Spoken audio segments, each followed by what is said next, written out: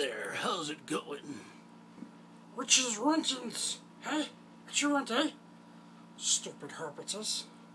Hey, what's up, Slunch Joker here. So, as I'm sure a lot of you know, I'm very passionate about video games, as you've seen in some of my videos. There's a goddamn shark cage hanging in the middle of the room. Like, what the fuck is that doing in here? There ain't no fucking sharks in caves. You ever seen a fucking cave shark? I never seen one goddamn shark in one goddamn cave in all of my history playing video games. I would say probably one of my favorite games is Battlefield 3. That is like one of my all-time favorite video game series. I love Bad Company 1's campaign. Bad Company 2's multiplayer was what really introduced me to the multiplayer of the series, and I absolutely fucking loved it. And they continued that tradition with Battlefield 3. The multiplayer in the game is just outstanding, so much better than pretty much everything else that's out there. Like, compared to like Call of Duty, are you fucking kidding me? Call of Duty, really? I'm not 12. I don't like running around with a bunch of fucking 12-year-olds on the Xbox, calling each other faggot and fucking all sorts of racial epithets. So I like to go on the PC and do that instead. And when I do play on the PC, I don't play by myself. I play with a great group of guys. I'm not sure if you've heard me mention them before. I've done a couple of videos talking about them. It's CMW Gaming. We have a website, cmwgaming.com.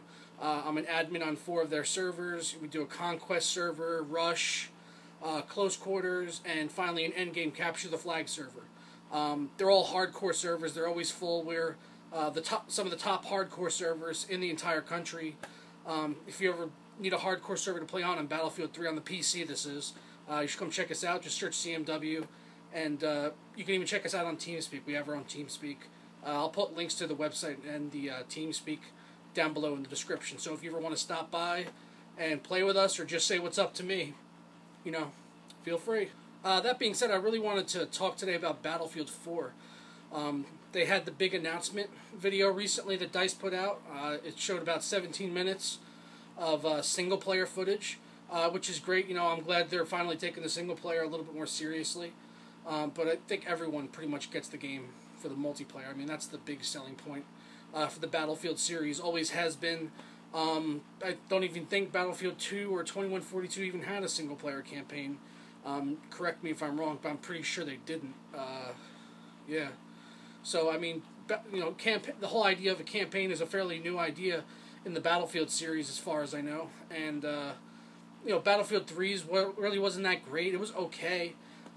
It was a nice way to showcase the game's graphics and the amazing new Frostbite engine and things like that. So, you know, it was good in that sense, and I, you know, enjoyed all the eye candy because I'm a bit of a graphics whore, in case you haven't heard. I really, really am into computer graphics and things like that a lot. So Battlefield 3 was a huge step forward for the franchise as far as that's concerned. And the gameplay was excellent too. So, I mean, you take those two things and you bring them together, and you're just going to have fucking gold. But back to Battlefield 4, as far as the graphics are concerned, it looks like it has gotten a bit of a visual upgrade. I know some people were saying they're disappointed, saying, oh, it looks just like Battlefield 3. But maybe to the untrained eye, but if you know what you're looking at, the game does look a lot better. The textures have gotten a huge overhaul. The shaders look phenomenal. The lighting, so much better. And the water, my god, the Battlefield series has had like the worst water in the history of video games. I mean, to a person like me and some people I talk to that are really into graphics and things like that, I mean, these things are kind of like a running joke among the series. Like, the water just looks like fucking shit. I have better water than that in my toilet. Why is there fucking corn in it? But yeah, the graphics have gotten a huge overhaul. They even actually had an article come out this week saying that they weren't putting as much focus on the graphics. They were going to focus more on making the gameplay everything that it could be, because, you know, they really did make a huge leap ahead last time with Battlefield 3 with the new Frostbite engine. So they're not looking to focus on that as much this time. They're looking to focus more on making sure the gameplay is top-notch, absolutely perfect. And I have a feeling with all the patches that have been out for Battlefield 3, it seems like DICE has really kept their word on that they want the game to be as polished as possible. You know, with each patch they've brought some improvements, maybe some failures too along the way. But for the most part, what they have right now, Battlefield 3, is a pretty solid package. And if they could just take that and transfer it over to Battlefield 4 with just new maps and slightly better graphics, sign me up. Take my fucking money. Take it. Take it right now. Take it right meow. Right meow. Because, I mean, if you were, if you bought Premium when it first came out, you paid $50 for Premium, which essentially got you 4 DLCs, 4 maps apiece. So that's 16 maps, a bunch of camos and some other drops and things like that. But nothing too significant. I mean, everyone gets it pretty much for the maps. The other things are just kind of an extra, which make it nice, which is why you buy it ahead of time on a thing like Premium, because they add those extra things in. It was a lot better than what I see from other games for Season Passes. The other games like Call of Duty, they give you nothing but just maps. That's all you get is maps. With Battlefield, we got new vehicles, new maps, like I said, new camos, assignments, all sorts of things like that. So for Premium for $50, that was a fucking great deal. And so, when Battlefield 4 comes out, conceivably it's going to be $60 at launch, just like every other game that comes out on day one. That's $10 more than Premium.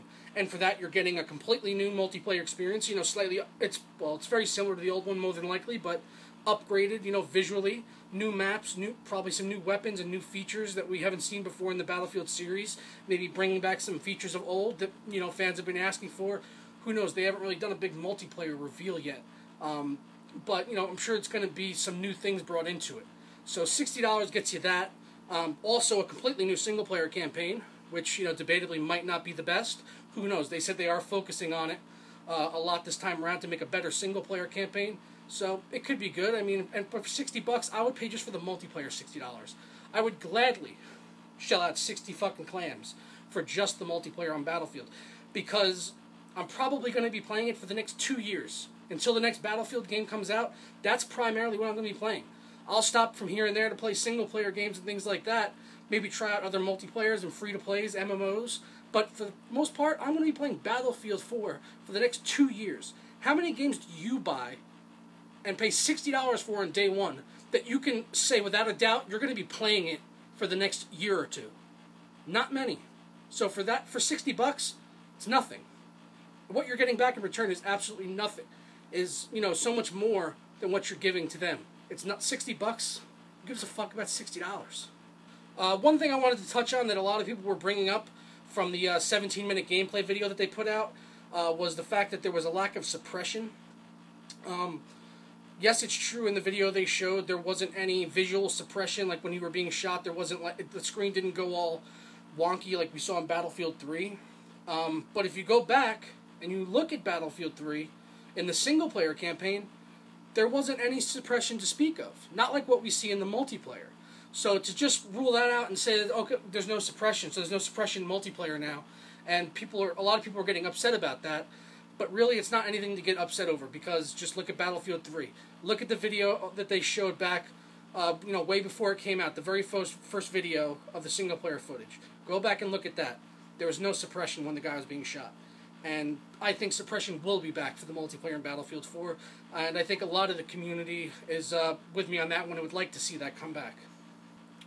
As far as the system requirements go for Battlefield 4, I really don't think it's going to be anything out of the ordinary.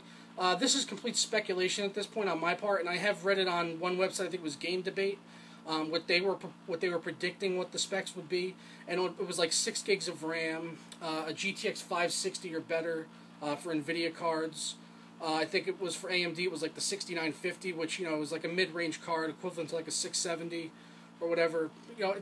I don't think people are going to really struggle to run this game because it is still coming out on current-gen consoles, so they're really not going to be pushing the graphics that far just yet. So if you're able to run Battlefield 3, don't worry if you saw the game and you thought it looked absolutely gorgeous. Don't worry that you're not going to be able to run it, because you will be. I'm sure you're going to have to turn some things down. What you saw in that gameplay video, I'm sure they had like advanced shaders on and some new DirectX 11 features, but you'll be able to disable those in the options, and the game will still look great either way. So really don't fret about whether you can run it or not, because it's going to run fine. If it's running on current-gen consoles, your PC can run it if it can run Battlefield 3. That's how I feel about the system requirements, so don't worry about it. Moving on, I also wanted to talk a little bit about next-gen consoles and the impact that's going to have on PC games.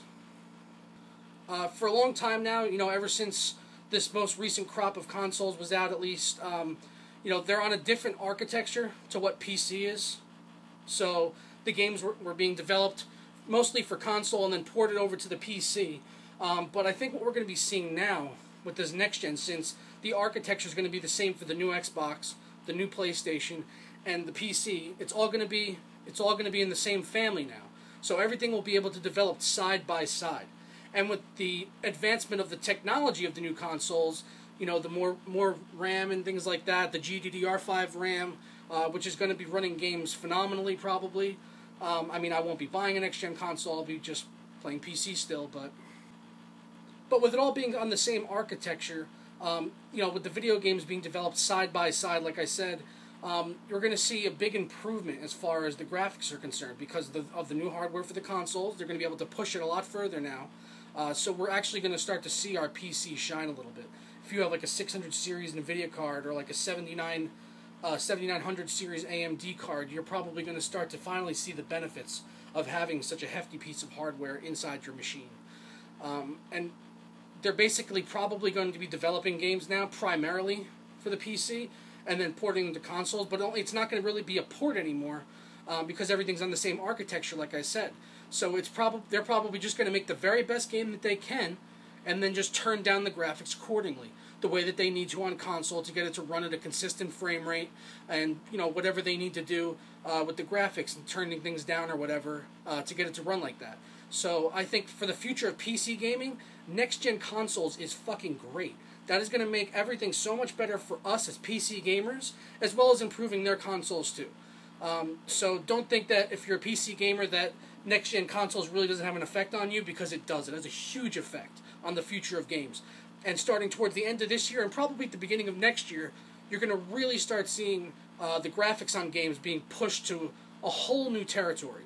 It's going to be getting so much better. I'm really excited about it, and I cannot wait for it. So that's going to be it for this little video I did here. Let me know what you thought down in the comments below. Please hit the like button. If you're not subscribed, please do that, and you can see more of me in the future. Thank you so much for watching, and I'll see you next time. Ta-ra! Gotta spit it for the murderers, and the killers, and the thugsters. They be fucking up the ballers, and the dealers, and the hustlers. Got me coming at you bogus in the VI while they bumpin' Lil Jon. I'm a Russian. It's a simple nigga twister from Chicago, rolling with the Miami nigga better cross.